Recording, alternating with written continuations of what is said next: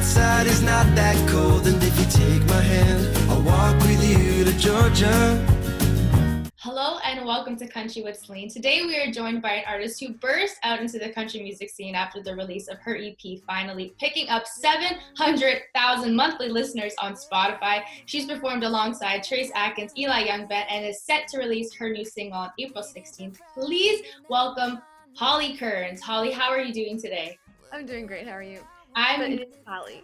Halle, oh my gosh, I did it again. I'm so sorry. Alone, I just need a little pick me up, so come pick me up. We can hit the liquor store, spend 23 bucks, get drunk on cheap champagne, forget about the world while we listen to the rain.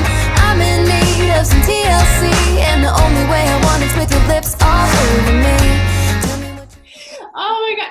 Are you like getting Haley out of your head so much that you're Oh my god, it's because it's instilled in my brain now. Okay, Halle, Halle Berry, there we go. Okay, Halle, now you are set to release your new single called Plans. I said it correctly this time, didn't I? You got it.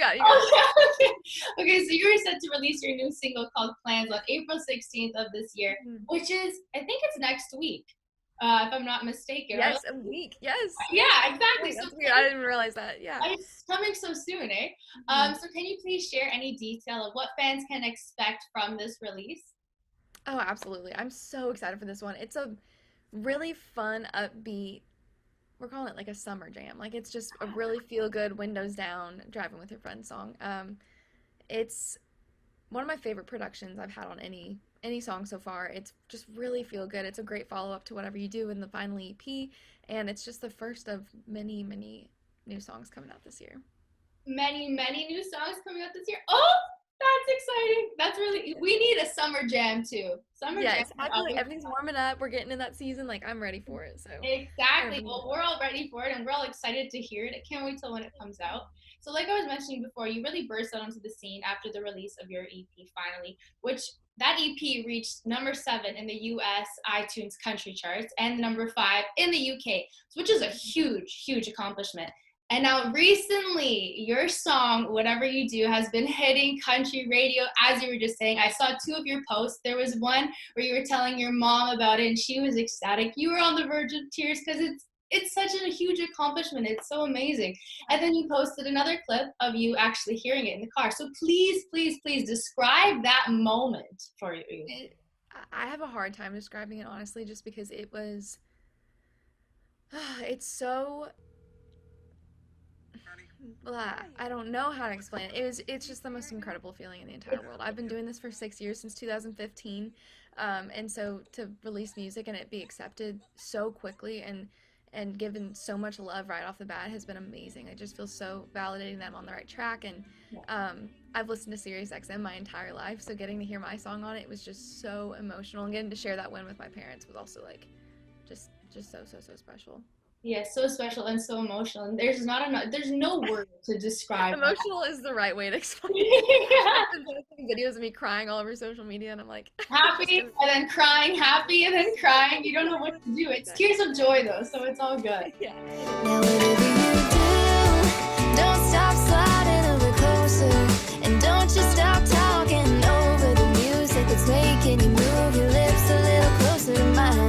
Whatever you do, keep on dancing all around me, and keep on trying to make me forget that we just met, 'cause I'm really getting into whatever you do. And now, like, from people like us, we don't really see what goes on behind the scenes of a making of an EP. So can you please describe like the process behind it? Like, how long did it take for you guys to finalize your EP Finally? How long was it? The production, everything that came and went into it?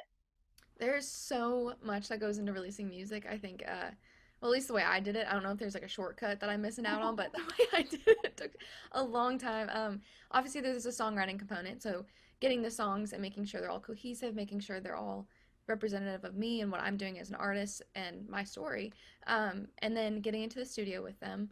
So I cut all 5 at the same time. So I worked with my producer for a couple weeks on just kind of laying out, you know, the vibe and where we want it to go, and then you have to go back in for vocals, and then mixing takes a couple weeks.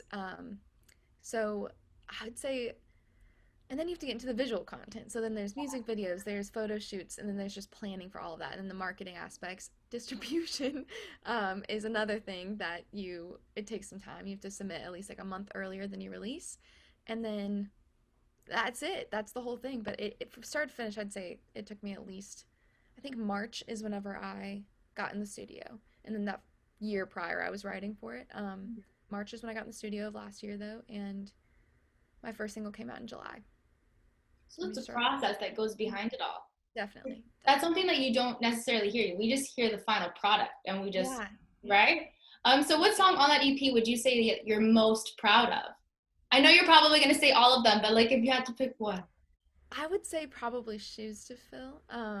It's a song about my dad, and we were just super, super tight, so I always love that one. It's just a really special song for me. He spent my whole life sitting in the bar for the man who gets to have my heart.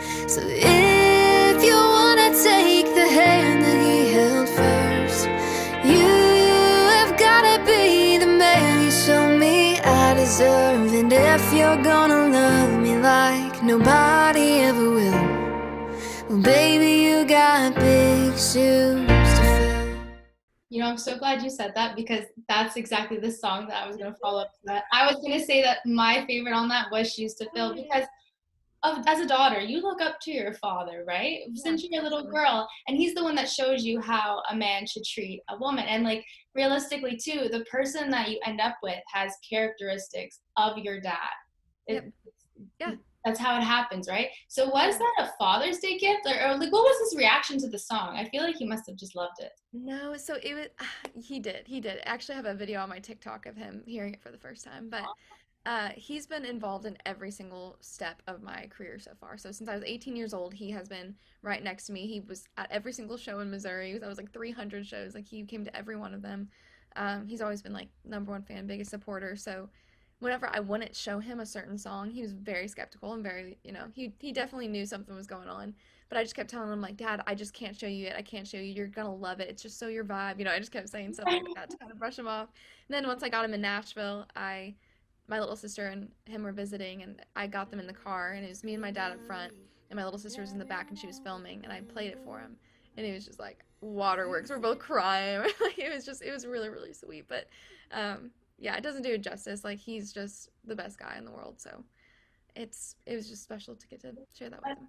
That's such a special moment. I have to go and look at this video now. I feel like I'm gonna cry when I go and watch And I told him I put it on TikTok, and he's like, "What is wrong with you?" Like, he exposed me. Oh my god! It's always like the dads or the uncles are like, "Why are you putting me on TikTok? Yeah, Why?" That's cute though. He's like, "You put a video of me crying on your TikTok." He's like, "I'm a grown man. You can't do that to me." Oh my god, that's such a dad thing to say. That's so fun. Now let's get to know you a bit more. So where did you grow up? I'm from Columbia, Missouri, originally. Okay. Yes. And now getting into music, how did that happen? Was it something that you knew you always wanted to pursue, or was it something that like you found a passion for down the line, down the road? I think it just grew over time. It's something I've always loved doing, and there's pictures of me performing for my family when I was like 5, 6 years old, just like with my little pink dress on. Everything's pink and blue still, which is still funny because I've never gone away from that. But I've always loved it. When I started playing guitar, I think that's when it really clicked for me. I was about 13 when I picked it up, and that's when I kind of fell into it more than just listening to the radio or like listening to my CDs or whatever. I really, really fell into just a love for country music. And when I was about 16, 17 years old, junior year of high school, everyone started talking about college and where they're going after high school, and I realized I didn't really need a degree to do what I wanted to do. And that was a hard decision to make because I grew up in a college town. I grew up where University of Missouri is. So it was a weird step to not go immediately from high school to Mizzou. But I'm really thankful that I had parents who supported that, and I moved to Kansas City, which is about 2 hours away from my hometown, and started playing out full time. Just emailing people and walking into venues with my guitar as an 18-year-old girl, like, I want to play here. And they're just like, yeah, sweetheart, that's not how it works. Go home, send us emails, call us or something.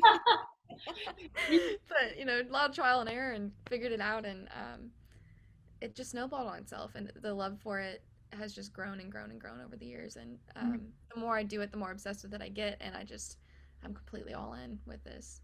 Well, when you have a dream, you just pursue that dream as far as it can go, right? You don't, and like I love that you just went into like a bar, you said, "Hey, I want to perform here." Like, no, no, no, you gotta Like pat on the head, send me on my way. Like That's cute, but I'm really happy for you. That's amazing. If you didn't follow, I guess, what society usually goes, like high school, college, job. At least you took a different route, right?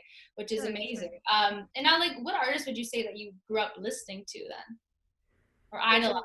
A lot of Dixie Chicks growing up. That was the first group I ever sang. So there's a video somewhere of me 3 years old singing "If I Fall" by the Dixie Chicks in my car seat, and it's completely inaudible. I'm like making up words, it's all babble, but my mom's just like filming me, and I'm just singing away to the Dixie Chicks. And so I grew up loving them. A lot of like Shania Twain, Alan Jackson, a lot of 90s country. My parents both loved 90s country, so I guess just country at the time because it was the 90s, but I grew up on that. And then I listened to a lot of top 40. I listened to a ton of top 40 pop and top 40 country, and just grew a love for both. And then once everything started becoming a little more accessible, you know, just as far as the YouTube started getting really big and you started being able to like research your own stuff, I really fell into love with like Tim McGraw and Kenny Chesney, and deeper into that stuff. And then I grew up, Kelly Clarkson was a big one, Carrie Underwood was huge. So I don't know, high school listened to a lot of like Norah Jones and Ray LaMontagne, and just kind of the more singer-songwriter type. So I think you can hear a lot of those influences throughout everything. It's kind of like a weird blend of all of it. Well, when you're influenced by different artists growing up, that's how it portrays into your music, right? That's how that's how you find your voice, that's how you find your songwriting. It kind of all plays a role into that. So who would you say would be your dream collaboration? Would it be the Dixie Chicks? That would be so cool. Honestly, I love Casey Musgraves too, and Ingrid Andress, and Jason Mraz is kind of a left field one that I've just loved his music forever too, and that would just be really cool. He just seems like the nicest guy, and be fun to do something with him. Yeah, I was just listening to his song "I'm Yours" a couple days ago. Oh, that's so funny. That's the throwback. Yeah, I love it. Yeah, he's good. He's so good. And now, before I let you go, okay, we're gonna play a little game like Talk Country with Celine Rapid Fire. So pretty much, I'm gonna shoot you out a couple questions, not related to music, just kind of random questions that you can answer. Sound good? Absolutely.